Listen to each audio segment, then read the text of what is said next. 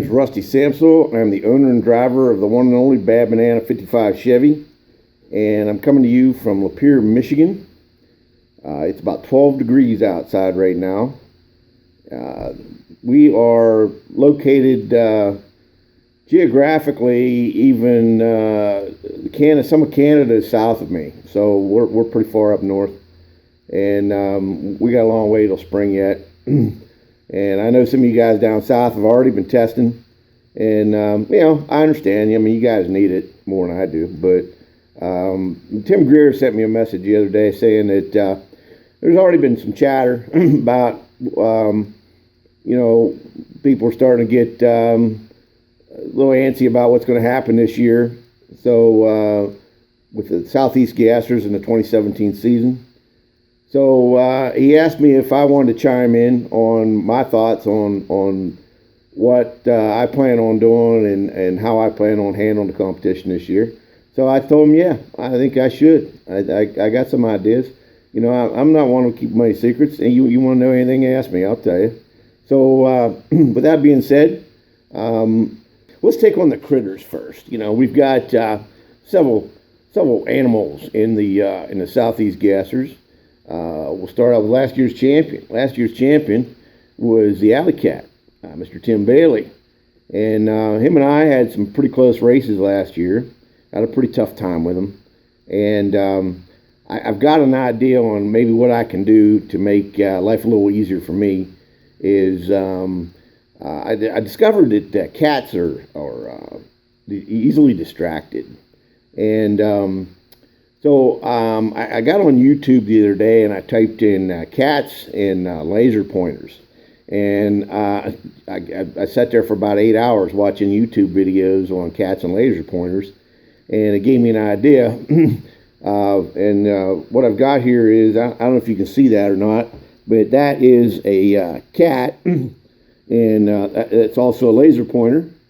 And my plan is to stage up with Tim the Alley Cat. I'll just point this thing out on the lane out in front of him, and then I'll go over onto the guardrail, and then I'll go over onto the tower, and then back into the burn box, and pretty soon he'll be all turned around and going the wrong way, and life will be good for me. Next up probably would be we could talk about Ernie Smith and the One Gone Dog. Now, dogs are a lot more obedient than cats. And so a dog kind of listens to what you tell him. So I figured the way to handle him would be stage up with him. And all I got to do is holler, stay, sit. And, it'd be a cakewalk from there, I think. One other critter we have is Freebird. Freebird, the Birch Brothers with the Freebird.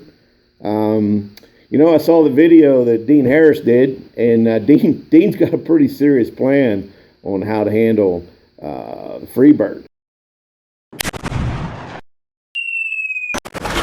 I mean, between the shotgun and the bird cage, I don't think anybody going to have to worry about the Freebird at all. I mean, me or anybody. So, I'll let Dean handle them guys. One guy that nobody's really talked about very much, and I'm going to bring him up, is a guy by the name of Jimmy Huff in the Hoopty Wagon. When I first time I ran with the Southeast Gassers, I ended up getting up against Jimmy Huff, like in the second round, I believe it was, and I left on him, and he drove around me and was gone, and put me on a trailer, and I won't forget that. And if anybody in Southeast Gasser world scares me, it's Jimmy Huff. So I plan on being on my A game anytime I run Jimmy from here on out. And he's the type of guy that can sneak up on you and take you out before you even realize what happened. There's some other guys that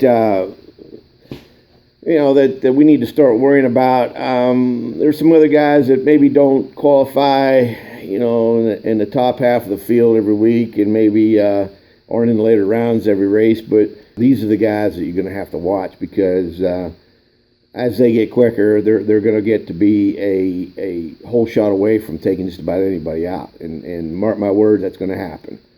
So I can tell you, I'm going to be looking over my shoulder all year and keeping an eye on some of these guys that's been running and getting faster every race. And I don't need to mention them all by name. You know who they are. And we may even have some new guys this year that'll fall into that category.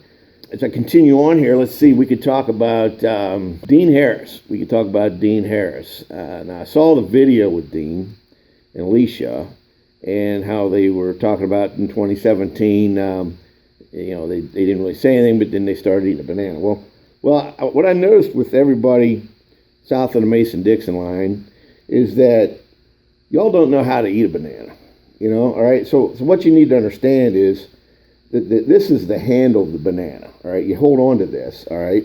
And you actually peel this end of it, all right? Now, I don't know if you can read that on there, but if you look closely, it says open this end with a little arrow. That's how you eat a banana. This is the proper way to eat a banana. Everybody south of the Mason-Dixon line doesn't seem like they know how to do that, and it's a lesson for y'all. So everybody can pay attention. Every one of you is doing it wrong. All right, I'll eat this later. Mr. Tim Greer says that he has the world's fastest rambler in Roebuck, South Carolina. Well, you know what? That's very hard to argue with, and I'm not even going to try. But I will say this. I'm not sure how that's all going to work out for you throughout the season, but I guess we'll find out. One last fella is a guy by the name of Josh Owens. Now, Josh Owens, Tim mentioned Josh whenever when we was messaging the other day, and Josh Owens, I said I don't know that I can remember Josh Owens, believe it or not. I just don't remember him. And he said, oh yeah. He said he's got that White Lightning gasser, and he says he's on that TV show Moonshiners.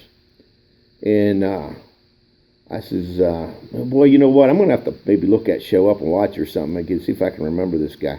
So I did. I got on the TV guide and looked, and I seen when it was on, and I tuned in and watched the show. And you know what I discovered? He's on there.